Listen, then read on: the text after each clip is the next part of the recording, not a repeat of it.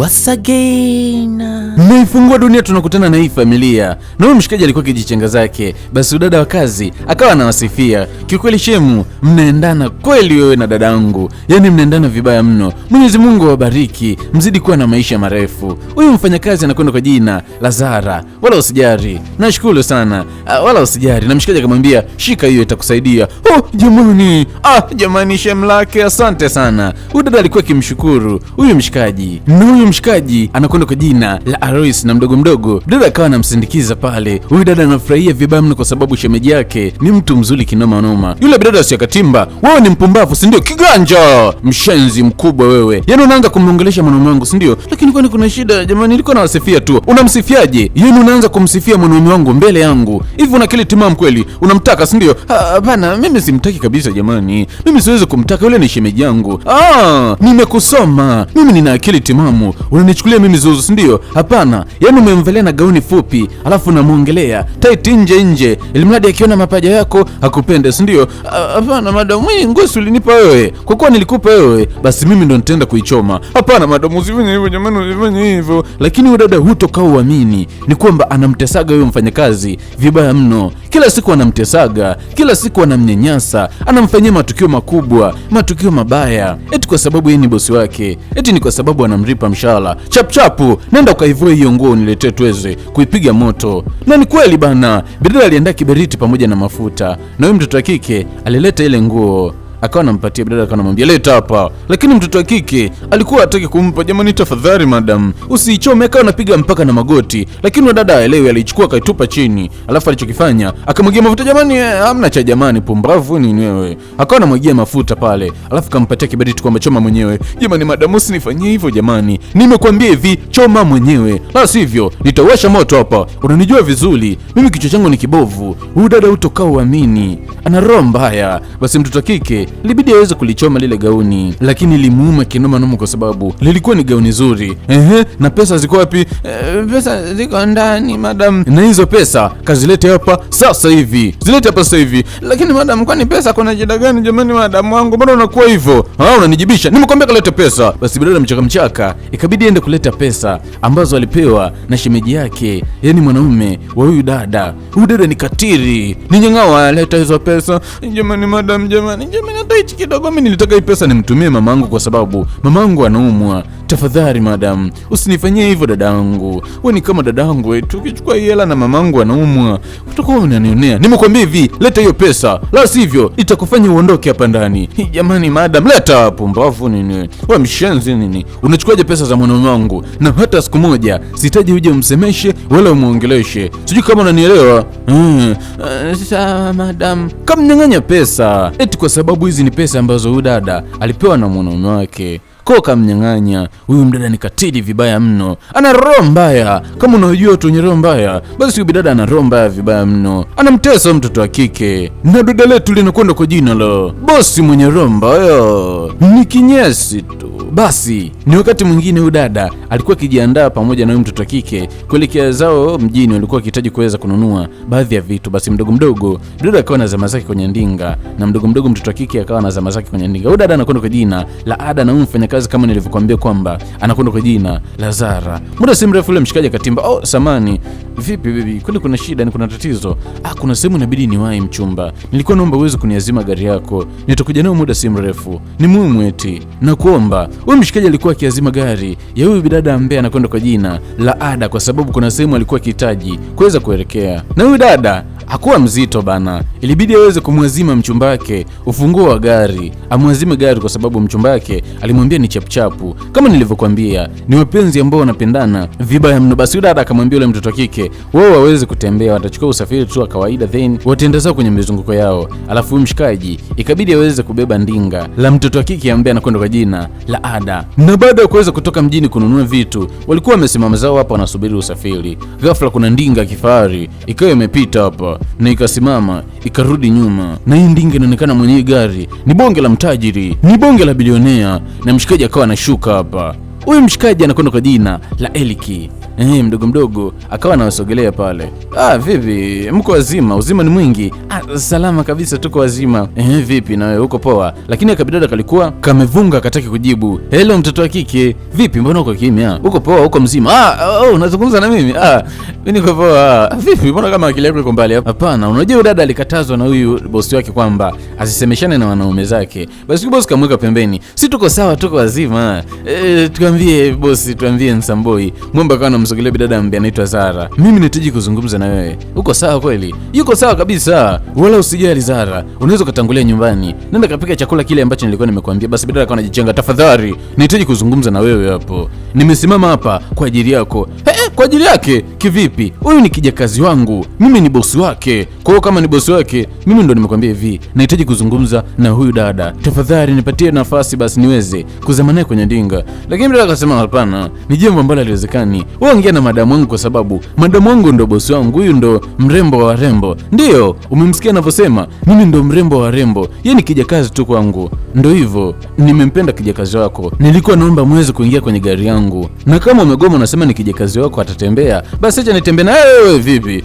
Wewe mkaka vipi? Nataka kutembea na mimi kivipi? Ni mbali? Ndio, ni mbali jamani. Ni parefu kweli. Kama ni parefu, kwa nini umemwambia kijakazi wako atembee kwa miguu? Mimi na yeye tutatembea pamoja. Tafadhali, nahitaji kuzungumza na wewe eti. Nipatie nafasi. Kama mtu jari, muingie kwenye gari na vitu vingi kweli vya kuzungumza na wewe. Mshikaji alikuwa akihitaji kuweza kuzungumza na huyu dada ambaye anakwenda kwa jina la Zara. Kampenda, lakini bosi wake alikuwa anamzibia riziki vibaya mno. Okay, hakuna shida. Zara, kapanda kwenye gari tuenzao. Basi bana, Kazala kanamsikiliza kweli bosi wake. Mdogo mdogo alichokisema bosi ndio ikabidi kaweze kukitimiza. Basi akapanda kwenye gari. Lakini mshikaji akabaki anashangaa. Tafadhali, nilikuwa naomba ukae nyuma alafu Zala akae hapa mbele. Kivipi yani? Kwa nini akae mbele? Yeye ni mfanyakazi wangu, inabidi akae nyuma. Ndio hivyo, yeye inabidi akae mbele kwa sababu nimewapa lift kwa sababu nahitaji kuzungumza naye. Hivyo una matatizo gani? Una shida gani? Yani mimi bosi nikae nyuma, alafu mfanyakazi wangu aje akae mbele. Ndio inavyotakiwa kwa sababu hii ni gari yangu, sio gari yako. Ingekuwa ni gari yako ndio ingekuwa nayo masharti. Tafadhali, kama uweze kukaa nyuma, naomba ushuke.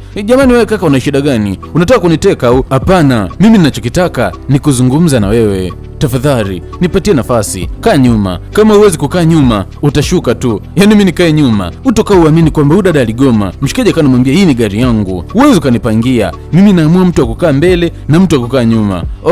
Kwa unaniletea jeuri, si ndio? Naweza nikashuka. Shuka tu, kwani mimi nawaza kwa sababu mtu ambaye nataka kuongea naye ni huyu hapa ambaye yuko nyuma. Bila akasema hapana, unahitaji kuniteka wewe kaka, si ndio? Siwezi bana. Akishuka bosi wangu na mimi nashuka. Yaani ukimzingua bosi wangu, mimi siwezi kuelewana na wewe hata mara moja. Tafadhali wewe mkaka, au ni mtekaji unataka kuniteka? Mshikaji akawa anamsikitikia. Madamu wangu alichokisema ndo kilivyo. Yeye inabidi akae mbele, mimi nikae nyuma. Bila akasema hakuna shida. Tunashuka. Mshikaji akasema hapana, msishuke, nita drive. Mshikaji akaona isiwe kesi, walau hata aende akajue ni wapi ambako wanaishi, itakuwa ni rahisi kuweza kumpata huyo bidada ambaye anakwenda kwa jina la Zara. Na basi utoka uamini, ni baada ya dakika 20 kuweza kupita, mshikaji aliweza kuwafikisha mpaka nyumbani kwao. Naka kadada kaka anasema kwamba mimi nakwenda kwa jina la Ada na huyu hapa nyuma ni kijakazi wangu anakwenda kwa jina la Zara. Mshikaji kamgeukia Zara. Zara, nimefurahi kweli kukufahamu. Mimi nakwenda kwa jina la Eliki.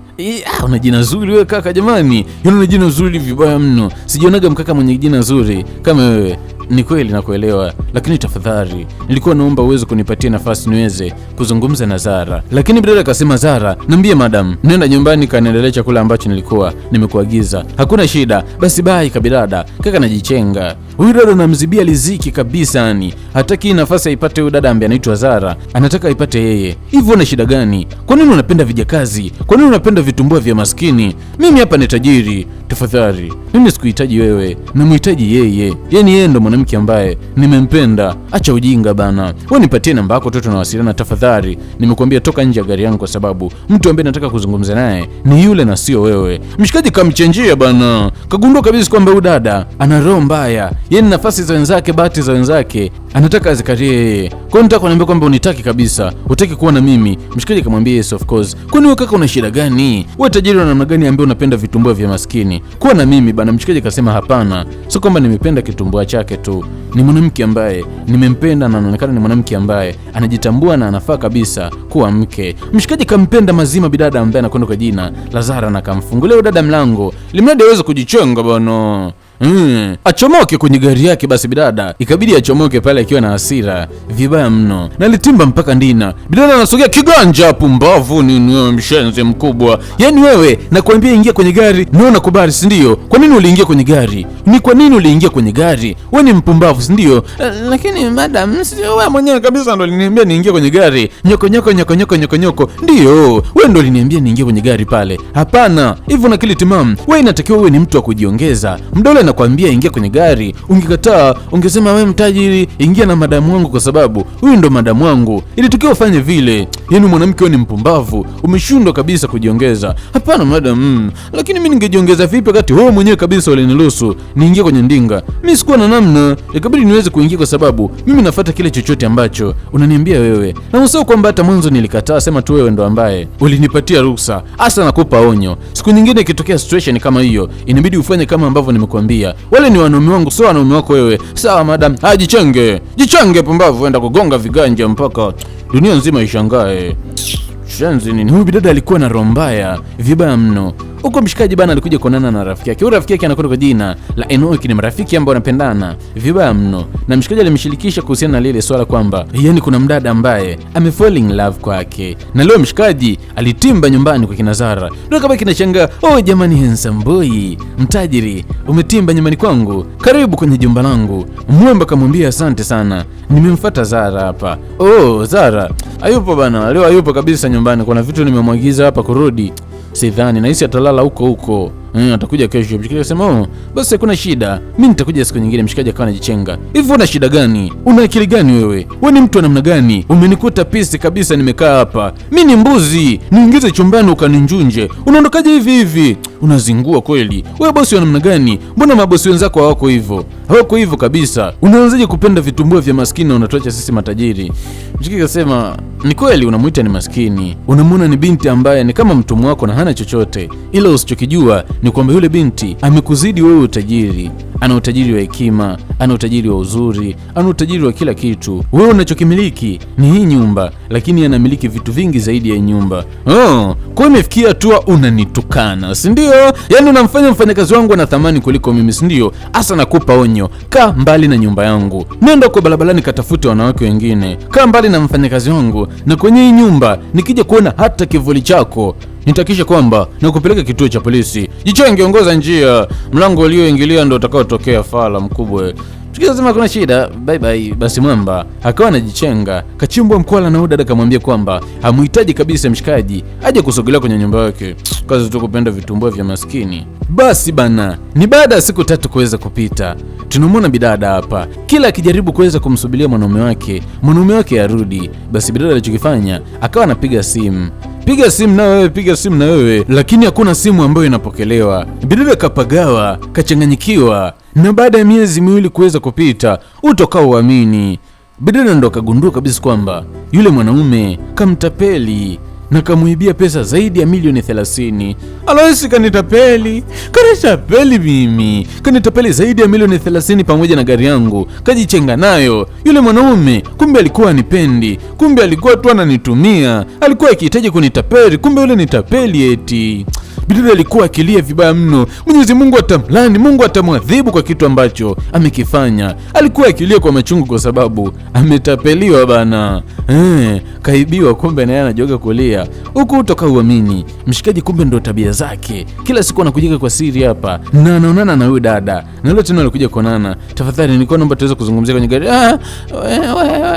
Mimi siwezi kwenye gari." "Kivipi? Yani shida ni nini?" "Madamu ataniona, alafu akiniona itakuwa ni shida."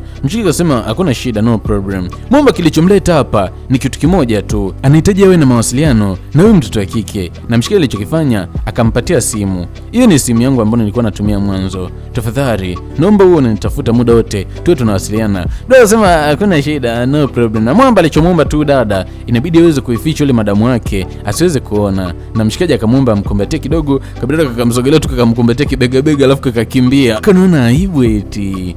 Jamani, akajawi kunjunjana. Kwa kanamwonea aibu mwanaume, alafu mwanaume mwenyewe ndo ili mbavu la kufa mtu. Utoka uamini, kila siku usiku wakawa wanawasiliana. Penzi linazidi kunoga kati ya wawili. Bidada anajikuta anazidi kumpenda mshikaji ambaye anakwenda kwa jina la Eliki, na Mwamba ndo siseme anazidi kumpenda bidada ambaye anakwenda kwa jina la Zara. Yani kiukweli mapenzi ni shata, yente, yechu, penzi mdumbukio, na ghafla yule bidada katimba mwenye roho mbaya yake mjini. Mwenye roho mbaya umekuja? Yani unamiliki simu kwenye nyumba yangu alafu kwa siri umetoa wapi? Yani unaniibia pesa mimi alafu unaenda kununua simu, si ndio? Kumbe wewe ni kangifi. Leta hiyo simu. Mimi sio ngifi. Wewe ni ngifi kwa baba wake zako. Leta simu hiyo. Kamnyang'anya simu pale alafu then akawa anaondoka nayo. Bila kaona hapana. Bwana penzi limenoga alafu akininyang'anya hivi simu, si penzi linaisha. Basi bidada ikabidi aweze kumfuatia bosi wake. Niko chini ya miguu yako bosi wangu, naomba nirudishie simu. Lakini unadhani bosi anaelewa? Hakuna kitu ambacho anakielewa. Aligoma kabisa kuweza kumrudishia huyu dada simu. Na kilichomkela zaidi ni kwamba bidada alikuja kugundua kwamba kumbe mtoto kike ambaye anaitwa Zara, hii simu alikuwa amepewa na mshikaji ambaye anakwenda kwa jina la Eliki. Hichi ndo kilimkela vibaya mno. Utachagua tu kitu kimoja hapa, nikupe hii simu alafu uondoke kwenye nyumba yangu nikupeleke kijijini, au uendelee kuufunga huo mdomo wako pumbavu zako. Ukitaka kukaa kwenye nyumba inabidi uachane na mimi. Alafu bidada akawa anajichenga. Zara alikasirika vibaya mno, akaona sasa haya ni maonezi. Hii ni shida, bosi mwenyewe hata amlipi, maana sasa hivi bosi kafirisika. Na baada ya wiki moja kuweza kupita, utakao uamini, Mwamba alizidi kumpigia simu bidada lakini hampate kwenye simu. Ilikuwa ikimtia stressi. Akaona hapa ni lazima kuna shida, hapa ni lazima kuna tatizo. Na alichokifanya mshikaji, ikabidi aweze kumshirikisha rafiki yake, na alimleta mpaka nyumbani kwa kina Zara. Alichomwomba tu kwamba kuna game aweze kulicheza, kwa sababu mshikaji anahitaji kujua kwamba je, mchumba wake yuko salama ama la. Basi rafiki yake mdogo akawa anazama mpaka ndina, na alikaribishwa mpaka ndani kabisa. Kilichomleta hapa mshikaji ni kitu kimoja. Huyu dada bana uwaga anashirikiana na baadhi ya madalali, uwaga anafanya baadhi ya biashara za kuuza nyumba pamoja na viwanja. Mwamba alikuja hapo kwa lengo na madhumuni kujifanya kama vile amekuja kwa sababu anahitaji nyumba. So bidada alimwambia kuna shida, nyumba unapata, ngoja nikachukue simu nije nikuoneshe picha za baadhi ya nyumba. Vipi, utatumia chochote? Hapana. Basi bidada ikabidi ende kuchukua simu chumbani. Mshikaji ndo kaona hii ndo nafasi yenyewe, na muda si mrefu bidada ambaye anaitwa Zara alikuwa akitoka. Basi mshikaji akaona hasa hapa si ndo penyewe. Basi mshikaji mdogo ikabidi aweze kumfuata. Vipi, wewe ndo Zara? Bidada kabaki anashangaa, ndo mimi, nimetumwa na Eliki. Oh jamani, wewe ndo Noko rafiki yake na Eliki? Mimi nakufahamu, ananiambia kila kitu. Unanifahamu? Nimetumwa na Eliki. Vipi, nini shida? Maana kaniambia eti amwasiliani. Kabidi kamwambia kila kitu. Bosi kananyang'anya simu, tukasema namuibiaga pesa zote ndo nimenunua ile simu. Hataki kabisa niwasiliane na Eliki. Tafadhali kamwambia nisaidie, na sihitaji kabisa kuishi kwenye hii nyumba tena, kwa sababu huyu bosi hana hela ya kunilipa, yani amefilisika, alafu bado anaendelea kunitesa. Ghafla bosi akatimba. Bidada kabidi ajichenge pale, na mshikaji akawa darudi. Bidada kabaki anashangaa, huyu katoka wapi? Akabaki anamshangaa, nilikuwa sijisikii vizuri, kwa kabidi nichukue maji pale ninywe. Bidada kabaki anashangaa, ulikuwa jisikii vizuri vipi? Uko sawa? Lakini akutilia mashaka kabisa kwamba huyu mshikaji ni mgeni na amejuaje jiko liko wapi mpaka kaenda kufuata maji. Lakini alichokifanya ikabidi ajari biashara, kwa sababu mshikaji kilichomleta hapa ni kufanya biashara. Basi akawa anamuonesha nyumba ambazo zinaweza kumfaa mshikaji. Mshikaji akawa anachekelea pale na akachagua nyumba moja na kaahidi kwamba atakuja wakati mwingine limradi uweze kufanya biashara. Basi bidada alichekelea vibaya mno, kwa sababu mshikaji kachagua nyumba moja, na mdogo mshikaji akawa anajichenga zake baada ya kuweza kukamilisha kazi ya rafiki yake, na alitimba mpaka kwenye gari. Vipi, nini ambacho kinaendelea? Kuna tatizo? Mshikaji akasema yes, kuna tatizo. Yule mwanamke akasema kwamba hakuhitaji tena kwenye maisha yake, na amesema atakublock kila sehemu, na ukizidi kumsumbua atazidi kukublock. Anakuomba sana ukae mbali na yeye, kwa sababu eti ana mwanaume ambaye anampenda kwa dhati, ana mchumba wake. Eti kaniambia kaa mbali naye. Urafiki yake vipi? Mbona kaja kuleta taarifa ambazo sio zenyewe? Kaja kuleta taarifa ambazo ni feki. Mshikaji akanamwambia una uhakika? Ndio hivyo, nina uhakika. Mwamba katoa taarifa ambazo ni feki bana. Eti ni kwamba yule dada hamuhitaji kabisa mshikaji ambaye anakwenda kwa jina la Eliki. Tuangalie na marafiki ambao tunawaamini jamani. Hii sio poa. Basi utoka uamini kwamba mshikaji alikosa raha. Alikuwa na huzuni juu ya kitu ambacho kimetokea. Eti mwanamke ambaye anampenda, ambaye alitegemea ndo atamuoa, eti amtaki, eti ana mwanaume mwingine. Eti Mwamba alijisikia vibaya kinoma noma, pasina kujua kwamba kasalitiwa na rafiki yake kipenzi, rafiki yake ambaye alikuwa akimwamini mno. Mshikaji limuuma kwa bidada utoka uamini, akidai simu anapokewa vibaya mno, maneno makali, maneno mazito, anatishiwa kufukuzwa, anatishiwa kufanyiwa matukio mabaya. Dada ana roho mbaya. Jamani, hamna cha jamani, pumbavu, jichenge fale. Maskini unaanza kumjibisha tajiri. We kanga nini? Ni wakati mwingine dada utoka uamini alikuwa anakosa raha. Alilia mpaka alichoka. Sasa hivi ana maisha magumu, amedhulumiwa, ametapeliwa na mwanaume ambaye alikuwa akimpenda. Dada kanyata kamzumu, akanamuita madam, lakini utoka uamini kwamba madamu wake alikuwa amelala fofofo, alikuwa amechoka vibaya mno. Basi bidada alichokifanya, akaona hii ndio fursa sasa, ikabidi aende kuitafuta simu ambayo mshikaji alikuwa amempatia, maana madamu wake si yuko fofofo, amelia mpaka amezima. Basi ikabidi aende kutafuta simu iko wapi. Tafuta na wewe. Utoka uamini aliinyaka, akasema alhamdulillah. Basi alichokifanya, ikabidi aweze kumpigia mshikaji. Jamani, nakuomba sana, niko chini ya miguu yako, eti kiukweli nilinyang'anywa simu na akanifanyia hivi na hivi. Bidada akamwambia kila kitu mshikaji ambaye anakwenda kwa jina la Eliki. Alimpigia mpaka magoti kwamba tafadhali, nilikuwa naomba kesho uje unichukue kwa sababu mateso kwa sasa hivi yamezidi kipimo. Na huko mshikaji alikuwa amepoa zake, anaendelea kuenjoy. Ghafla rafiki yake ambaye anaitwa Eliki akatimba. Mshikaji wangu umepoa. Amepoa bibi yako, pumbavu wewe. Unaniletea mimi ushenzi. Nini shida, tatizo ni nini mpaka unataka kuning'oa taya? Utaelewa tu pumbavu zako. Unajifanya ni rafiki fake, ndio? Nimekutuma, nimekuagiza uende ukamwangalia mwanamke wangu nini ambacho kinaendelea, alafu cha ajabu unakuja kuniletea taarifa ambazo hazieleweki. Kweli nilikuamini, nikakutuma, nikakuona kama rafiki, lakini mwisho wa siku umekuja kunivunjia imani. Hapana. Yule ni mwanamke ambaye hakufai. Wewe ni tajiri, kile ni kimaskini. Kaa mbali nacho. Ni maskini ndio, lakini ndo mwanamke ambaye nampenda. Na hatoishi na wewe, ataishi na mimi. Yule ni mwanamke wangu mimi. Mwamba alisimama na akamwambia hivi, sikia nikwambie kitu kimoja. Kuanzia leo mimi na wewe urafiki ni basi. Na leo tunaongozana mimi na wewe, tunaenda kumchukua yule mwanamke na tunamleta hapa. Sawa guy fresh, tutaongozana mimi na wewe, tutaenda kumchukua mwanamke. Lakini ndo tung'one taya bana. Niambie, tunaenda kumchukua lini? Sasa hivi. Tunaenda kumchukua muda huu. Yaani sasa hivi? Ndio, sasa hivi tunaenda kumchukua. Alafu mshikaji akawa anajichenga. Yaani muda huu anaenda kumchukua bidada ambaye anakwenda kwa jina la Sara. Mshikaji utakuja kuniwani usiku tunaenda kumchukua mwanamke. Na basi mdogo ikabidi aweze kuongozana kwenda kumfuata bidada ambaye anakwenda kwa jina la Zara. Mwamba alitimba akiwa moto vibaya mno. Zara akawa anamuita bidada Zara, na yule mtoto wa kike akawa ameshtuka pale alipokuwa amelala. Kabaki anashangaa, nyewe pumbavu umekuja tena. Yaani umeingia tena kwenye nyumba yangu. Alafu na wewe wasi ulikuja hapo ulikuwa ukihitaji kununua nyumba wewe. Kumbe unaongozana na huyu mpumbavu, unaongozana na huyu mshenzi. Sikia nikwambie kitu kimoja, mimi sio mshenzi hata siku moja. Najua kitu ambacho nakifanya. Alafu yale mateso ambayo umekuwa ukimpatia Zara, leo ndo mwisho, kwa sababu hauji kuipata hiyo nafasi tena. Kivipi? Tafadhali, nilikuwa naomba changanya miguu yako, jichenge, na hata siku moja usije ukagusa kwenye nyumba, usije ukakanyaga. Mjinga akasema sije kukanyaga, yani kwenye nyumba yako hauji kuona hata kivuli changu. Basi jambo zuri. Mshikaji akamwambia, sikia nikwambie kitu kimoja Zara, kakusanya kila kilicho cha kwako, tujichenge. Lakini sioni haja ya kukusanya chochote. Vipi, simu ambayo nilikupatia iko wapi? Hii hapa. Basi twenzao. Wewe Zara, unaenda wapi na mpumbavu? Tafadhali, ukijaribu kuweza kunyenyua mguu na ukavuka huo mlango, basi ujue kabisa kwamba hauji kurudi tena hapa. Hauji kurudi siku zote za maisha yako.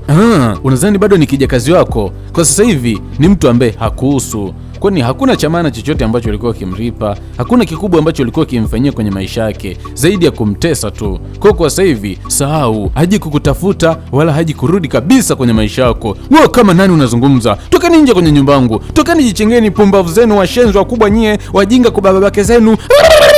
Washenzi nyinyi, pumbavu zenu, kengele nyinyi, pumbavu, majini nyie, shenzi, pumbavu. Mnanifahamu mimi nabaki peke yangu kwenye hii nyumba na sina hata hela. Shenzi. Bidada alipagawa. amebaki peke yake. Alikuwa akilia, maana mtu ambaye alikuwa akimfariji ni bidada Zara eti. Na mshikaji alimleta bidada mpaka nyumbani kwake na alimleta kwenye hiki chumba. Mwamba ni mtu mzuri, hakutaka kumpeleka bidada kwenye chumba chake akamle kitumbua. Alimleta humu kwamba wewe pumzika hapa mpaka pale ambapo process za ndoa yetu kuweza kupita ndo tutaanza kulala pamoja. Alafu mshikaji akawa anajichenga. Kabidada kalijisikia faraja kinoma noma. Mshikaji ni mtu mzuri eti. Ni mtu ambaye anakea, anazingatia. Basi Mwamba alikuwa kizama zake ndina. Mshikaji akanambia, tafadhali rafiki yangu, nilikuwa naomba tuzungumze jamani. Najua nimekukosea Gai, lakini mimi na wewe ni marafiki na sina rafiki mwingine ambaye namwamini zaidi yako. Tafadhali naomba unisamehe. Nilifanya vile kwa sababu nilihisi kama niko sahihi kwa kile ambacho nakifanya. Maana niliona ni mwanamke ambaye hakufai, lakini sikujua the way ambavyo nampenda. Naomba unisamehe. Mshikaji hakuwa na budi bana. Huyu ni rafiki yake, hawezi kumkazia. Alafu kakiri makosa kabisa. Ila alichomwambia tu kwamba kikweli mimi nakusamea, lakini sidhani kama nitakuamini tena. Niamini Gai, ni hili tu ambalo nilikudanganya peke yake. Basi walisameana bana. Ni marafiki na ni jambo jema marafiki kuweza kusameana. Huko kwa bidada hutoka uamini, amefilisika na hata 100 mpaka benki imekuja inahitaji hii nyumba kwa sababu huyu dada kumbe alikuwa akidaiwa na benki. Benki imekuja kuchukua nyumba na ilimpatia siku 3 tu aweze kujichenga kwenye hii nyumba, la sivyo atakuja kufukuzwa kama mbwa. Bidada haamini. Kweli ndo nakuja kuishia hivi? Jamani, mimi bidada ni huzuni kwa sababu amekuja kuishia kwenye umaskini. Ndio hivyo bana, ukiwa mnyanyasaji lazima mwisho wako uwe mbaya. Mwenyezi Mungu hawezi kukubariki kabisa. Huku Mwamba alikuja kumtambulisha mchumba wake kwa babake. Babake alikuja kumtembelea mshikaji na Mwamba ndio usiku ambao alikuwa akimtambulisha bidada ambaye anakwenda kwa jina la Zara kwa babake. Babangwe, huyu ndo mwanamke ambaye nampenda. Huyu ndo utulivu wangu. Huyu ndo ubaridi wangu nikiwa Dar es Salaam. Na huyu ndo ujoto wangu nikiwa mkoani. Nampenda vibaya mno. Basi kabidada ikabidi kaweze kushuka na baraka kubwa kakaweza kupatiwa na huyu mdingi. Na utoka uamini, ndoa ilikuja kufungwa bana. Na baada ya ndoa kuweza kufungwa, kilichofuata ni makamuzi. Kilichofuata ni minjunjo na minjunjano. Mshikaji alikuwa kimjunja bidada, anamtafuna ya nini, umutu. Na utoka uamini, penzi lilikuwa ni shata. Ndoa ilikuwa imetaladadi. Mwamba akiangalia pisi yake kabidada ni kazuri, akacheka na tabasamu. Hadi mimi nimekapenda jamani. Kuba babake nimejitahidi kutunza hela kwa sababu ya huyu dada kiukweli. Sio poa. Nimbaki Bukubetu mimi nende zangu Nigeria. Nikipata hiyo mtanikomboka, mtanisahau kwa babake, na msiponichangia mashabiki zangu nauza maiki. Mimi nende zangu Nigeria nikamchukua bidada ambaye anakwenda kwa jina la Zara. Na uwezi kuamini kwamba ndio ilikuwa ni shata na Mwenyezi Mungu alikuja kwa bless na alikuja kuzaa mtoto mchele, na mtoto wa kwanza wakamuita Genius. Wewe wanalipenda jina langu. Mimi ni Genius sauti ya Nang'ata, Genius sauti ya Simba. Namba zangu ni hizo hapo. Kuna watu wengi wamekuwa wakiniuliza kwamba Genius, hivi yule msanii wako kamba The Don hajatoa wimbo mpya? Habari ni kwamba ametoa wimbo mpya, na kwa sasa hivi huwezi kuamini kwamba ametoa na Chino Wanaman. Cha msingi tu ingia YouTube pale upande wa kusearch, kasearch andika kamba The Don na Chino Wanaman. Utaiona ngoma kama ambavyo inaonekana kwenye screen yako hapo. Utakachofanya utaibofya na kwenda kusikiliza mwanzo mpaka mwisho. Baada ya kufanya hivyo, usisahau kuweza kudondosha comment yako na kuweza kuniambia kwamba Genius, nimeijua hii nyimbo kupitia wewe. Jamani, mumsupport msanii wangu. Huyo ni msanii wangu, mimi ni meneja wake. Msupportini jamani kama ambavyo mnanisupporti mimi, Genius.